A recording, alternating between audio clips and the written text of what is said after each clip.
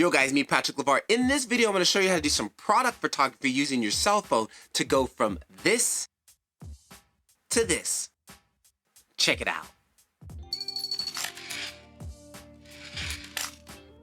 Now the first thing you want to kind of do is have some type of texture background. It really just helps, instead of just having your plain white background, which I used to do, but now recently I've been learning a texture background just helps things out a little bit. I'm using the tatami mat here, just right here in my home in Japan, which is a really cool texture here, and it brings out a little bit something different. And plus I like that it's fact that it's brown. Now my light source is coming from the window that's just over here. It's about 3 o'clock in the afternoon, so the light is nice and soft and diffuse. So typically I would lay this out. Now if I'm going to do kind of like a top lay, you want to be as flat as possible on the top, so for example, let me zoom out here. If I had my camera, I would want to lay it on, and let's get the app open here. There we go. As flat as possible on the image. Let's get you guys right over the image here. Okay, I would want to be right on top of it as much as possible. Now, one thing that's going to also help, let me go ahead and focus. We can shoot it like this. That's okay, but let's add some other elements around it here just to really help make it pop, make it, a little bit more interesting, kind of tell a story. This video is sponsored by Ekster. Ekster made smart wallets that are trackable worldwide. They have RFID protect on them. They also have a very cool quick card access system. And the GPS tracker is also solar powered, which is fantastic. I have one of their new wallets from their newest line, their recycled line. This wallet was made from glass of cars, which is converted into a vegan leather, and bam, I have a nice eco-friendly wallet. They also do have some more premium leather for those of you ballers out there. But anyways, if you guys are interested in this wallet, take a look down in the description. I have a link for 25% off for all my family here, so consider hitting that link. Anyways, let's get back to our video. So for me, I'm just going to do kind of some of the daily things that I always have on me or with me. And one is my watch. So I kind of will throw my watch in the shot there. Let me frame this up so we can kind of see exactly how this may look. And something like that. So I would have this in the frame here. And then I'll have my watch kind of just like off to the side there. And then possibly I'm always wearing bracelets and things like that. And again, these colors kind of have to do exactly with what's going on. So I would kind of just like, let's see here. Let's get the string in here. Just get it kind of loosely right.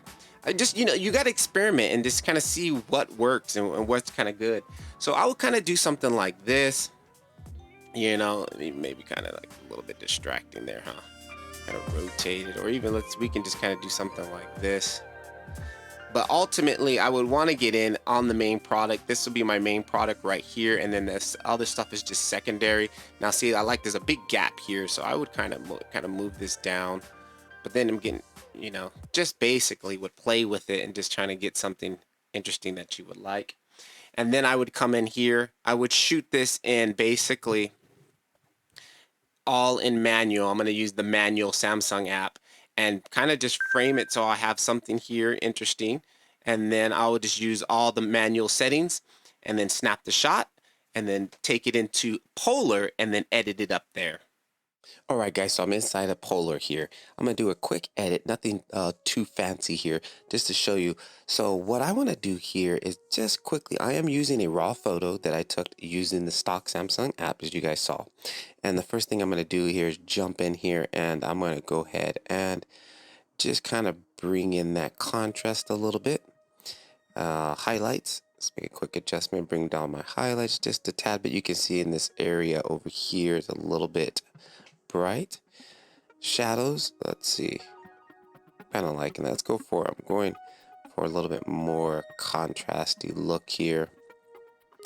And one other thing I don't like, I can already see, to me it looks a little bit orangey.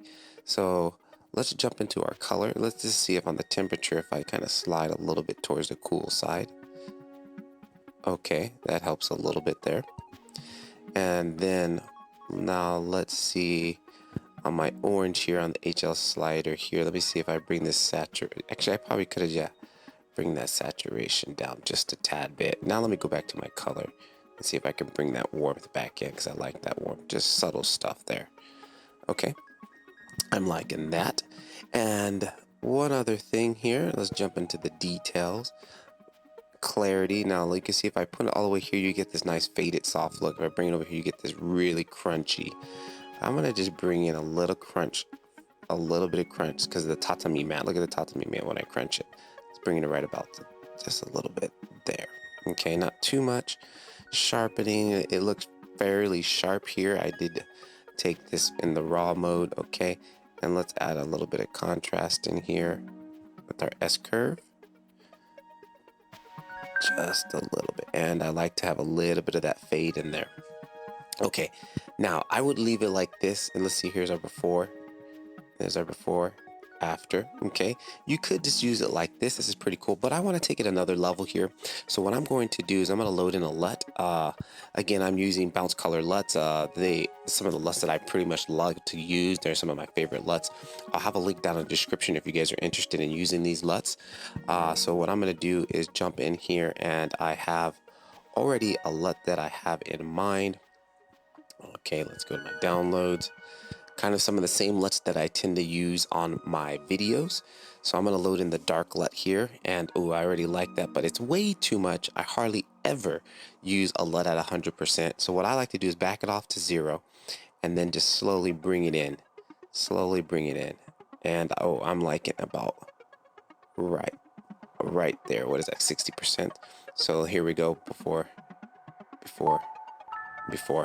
And what does it flash like that? There we go. Before, after. I'm liking it.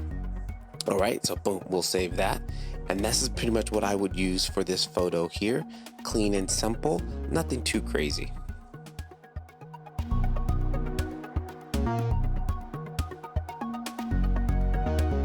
All right, guys, this time I also brought in a different board here. This is actually just a shelving board, just to add a little bit more different color, a little bit more texture, a more smoother like look here versus the tatami mat. And again, just simple, nothing crazy. I have the watch in here on this one. Again, if I wanted to bring back in the bracelets, I could possibly bring back in the bracelet, something like this. You know, just be creative. Think about things that match your personality or your style. I can do something like that. So if we were to frame that up a little tighter, let's see, something possibly like that, that wouldn't be a bad shot.